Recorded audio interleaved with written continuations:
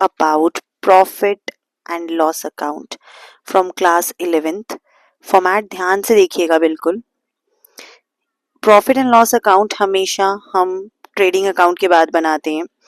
आपने मेरे previous shorts में देखा होगा कि जहां मैंने आपको ट्रेडिंग अकाउंट बनाना सिखाया है, ये भी एक उसी की तरह similarly it's a T shape account. इसके बेसिक्स का मैंने एक वन शॉट अभी डाला है, आप उसे भी देख सकते हैं।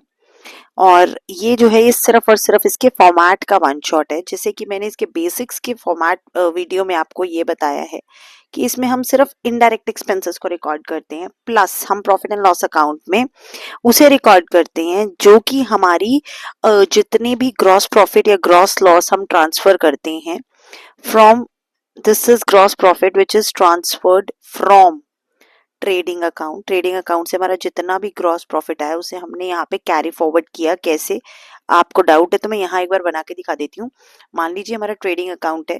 ट्रेडिंग अकाउंट में यहाँ जो मेरी बैलेंसिंग फिगर बची थी ग्रॉस प्रॉफिट, उस ग्रॉस प्रॉफिट को मैंने यहाँ ट्रांसफर किया है, ठीक है। और मान लीजिए अगर मेरा यहाँ बाय ग्रॉस लॉस होता तो उस ग्रॉस लॉस को भी मैं क्या करती, उस ग्रॉस लॉस को मैं यहाँ ट्रांसफर करती तो वो आ जाता टू ग्रॉस लॉस।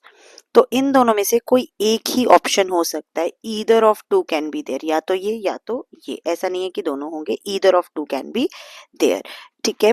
उसके बाद देखिए हम इसके अंदर बाकी, इसके अलावा ग्रॉस प्रॉफिट ग्रॉस लॉस के अलावा हम सारे इनडायरेक्ट एक्सपेंसेस को इसमें रिकॉर्ड करते हैं। और रूल हमारा बिल्कुल और बिल्कुल नॉमिनल अकाउंट का रूल लगेगा यहाँ पे, विच जो कहता है कि आप डेबिट कीजिए अपने एक्सपेंसेस को एंड लॉसेस को, क्रेडिट कीजिए अपनी इनकम्स एंड गेन्स को। सेम फॉर्मेट को फॉलो करते हुए, सेम रूल को फॉलो करते हुए यहाँ जितने भी हमारे इनडायरेक्ट एक्सपेंसेस है हम उन सबको रिकॉर्ड करेंगे। जैसे कि हमारे हो गए एडवर्टीजमेंट एक्सपेंस, जैसे कि हमारा हो गया चैरिटी, जैसे कि हमारा हो गया रिटर्न, हमारा हो गया जैसे कि carriage inwards, carriage outwards, because inwards तो हम हमेशा ट्रेडिंग में लेते हैं। उसके अलावा आपके आगे जैसे कि फ्रेट चार्जेस, तो फ्रेट के खर्चा आ जाएगा इसके अंदर।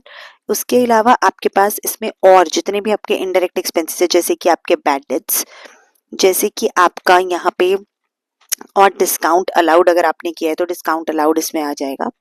डिस्काउंट अलाउड के अलावा जितने भी आपने खर्चे और बियर किए हैं, जैसे कि office rent, office taxes, printing stationery का खर्चा, तो बहुत सारे ऐसे एक्सपेंसेस हैं। मैं तो आपको सिर्फ और सिर्फ कुछ सिलेक्टिव यहाँ पे एक्सपेंसेस बता रही हूँ, लेकिन there are so many expenses which we can take here, and all those expenses like salaries they all belongs to the office and administration का basically खर्चा। तो आप यहाँ कह सकते हैं कि सारे के सारे indirect खर्चे, एक्सपेंसेस और यू कैन से जितने भी हमारे ऑफिस के एक्सपेंसेस है वो सब हम यहाँ पे रिकॉर्ड करेंगे। उसके बाद जब हम इस अकाउंट का टोटल करेंगे तो जिस साइड का भी बैलेंस ज्यादा आएगा उसे हम रिकॉर्ड करेंगे।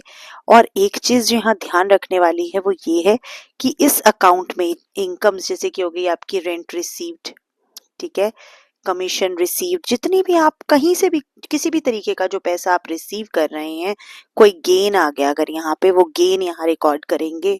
कोई रेंट रिसीव, कमीशन, कुछ भी किसी भी फॉर्म में आप पैसा कहीं से भी अर्न कर रहे हैं वो आप यहाँ पे रिकॉर्ड कर लेंगे।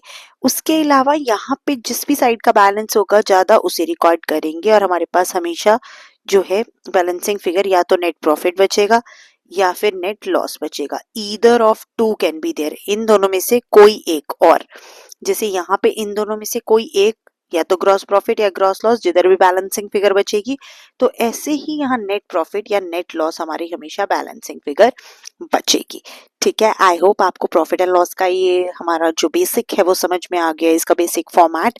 इसका बेसिक अगर आपको और ज्यादा समझना है तो आप इससे पहले का वन शॉट जो है वो देख सकते हैं। और जाने से पहले चैनल को सब्सक्राइब, लाइक, शेयर करना बिल्कुल मत